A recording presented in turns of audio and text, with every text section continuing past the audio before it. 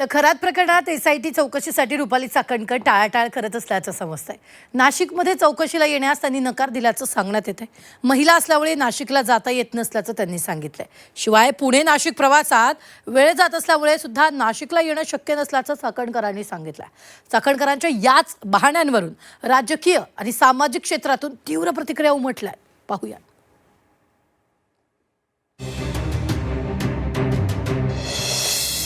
खरात वरून आळ, चाकणकरांची चौकशीला टाळाटाळ.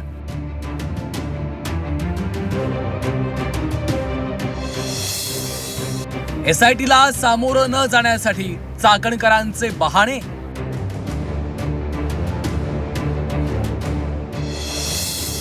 चाकणकरांविरोधात अटक वॉरंट काढण्याची मागणी. अशोक खरात प्रकरणाचा तपास एसआयटी कडून सुरू आहे. नाशिकमध्ये तळ ठोकून असलेली एसआयटी अशोक खरातशी संबंधित सगळ्या लोकांची चौकशी करते. अशोक खरातच्या निकटवर्तीयांमध्ये असलेल्या रुपाली चाकणकर याही एसआयटी चौकशीच्या फेऱ्यात आल्या.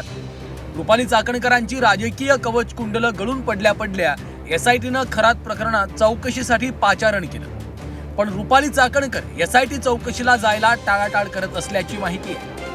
आपण महिला असल्यामुळं नाशिकला सहज येता येत नाही असा दावा चाकणकरांनी केल्याचंही समजतंय. शिवाय पुणे ते नाशिक प्रवासाला खूप वेळ लागतो, त्यामुळं आपण नाशिकला येण्यास असमर्थ आहोत असं चाकणकरांनी एसआयटीला सांगितल्याची माहिती आहे. तर चाकणकरांनी दिलेलं कारण न पटण्यासारखं आहे असा टोला अंजली दमानी यांनी लगावलाय.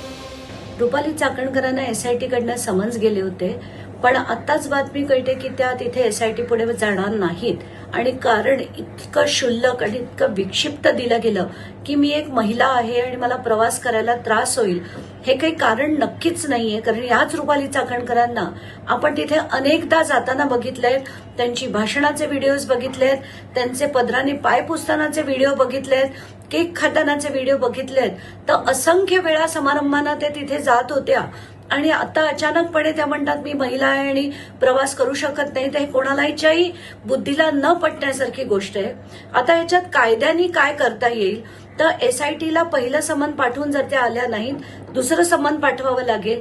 त्यानंतर कोर्टाकडनं त्यांना तसे डायरेक्टिव्ह घ्यायला लागतील. पहिलं बेलेबल वॉरंट घेऊन जर त्या आल्या नाहीत तर नॉन बेलेबल वॉरंट घेऊन त्यांना अटक करता येते. अशा सगळे जे प्रावधान आहेत कायद्यात, आता बघू त्यांना कधी बुद्धी येते आणि कधी त्यांना प्रकाश पडून ते एसआयटी पुढे जात आहेत. पण जर खरोखर त्यांना काही लपवायचं नसतं तर त्या नक्कीच गेल्या असत्या. रुपाली चाकणकर आधी 15 दिवस नाशिकला असायच्या. आता नाशिकला गेलो तर लोक मारतील अशी भीती त्यांच्या मनात असावी असा टोला काँग्रेसच्या संगीता तिवारी यांनी लगावला.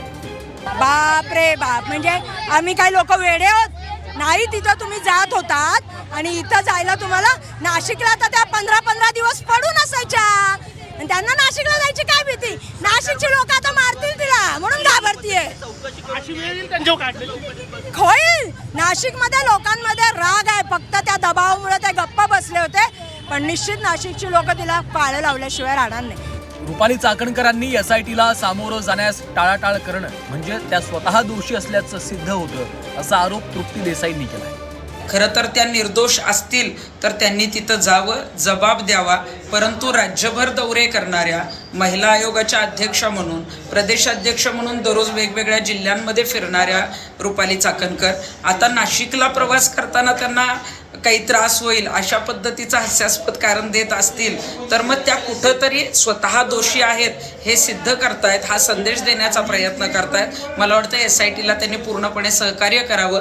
जे खरं आहे ते समोर येणार आहे आणि ते सत्य समोर लवकर यावं यासाठी रुपाली चाकणकरांनी एसआयटीकडे चौकशीला जाणं गरजेचं आहे. राष्ट्रवादी शरद पवार पक्षानं रुपाली चाकणकर एसआयटी चौकशीला हजर होत नसतील तर त्यांच्या विरोधात अटक वॉरंट काढावं अशी मागणी केली आहे. एसआयटीने जर त्यांना या प्रकरणात समन्स बजावलंय तर त्यांनी स्पष्टपणे आपली भूमिका एसआयटी समोर मांडली पाहिजे. आम्ही तर मागणी केली आहे की त्यांनाही सहआरोपी केलं पाहिजे, कारण या सगळ्या प्रकरणांची त्यांना सगळी माहिती होती आणि यात काय काय खरं आहे हे सगळं लोकांसमोर आणण्याची अतिशय महत्वाची जबाबदारी चाकणकर यांच्यावर आहे. त्या नाशिकला जाण्याचं, पोलिसांना वेळोवेळी कारणं देऊन पोलिसांसमोर जाण्याचं का टाळतायत हा आता खरा प्रश्न आहे. आमची पोलिसांकडे तर अशी मागणी आहे की केवळ समन्स बजावून त्यांना जर येता येत नसेल तर अटक वॉरंट काढूनही तुम्ही त्यांना बोलवलं पाहिजे. रुपाली चाकणकर या ईशान्येश्वर मंदिराच्या ट्रस्टी आहेत. अशोक खरातची त्यांची जवळीक असणं हे दोन मुद्दे त्यांच्या अडचणी वाढवणारे आहेत. रुपाली चाकणकर SIT पासून जेवढ्या लांब पळण्याचा प्रयत्न करतील तेवढ्याच त्या अडकत जातील असा अंदाजही वर्तवला जातो. योगेश खरेसह ब्युरो रिपोर्ट झी 24 तास, नाशिक.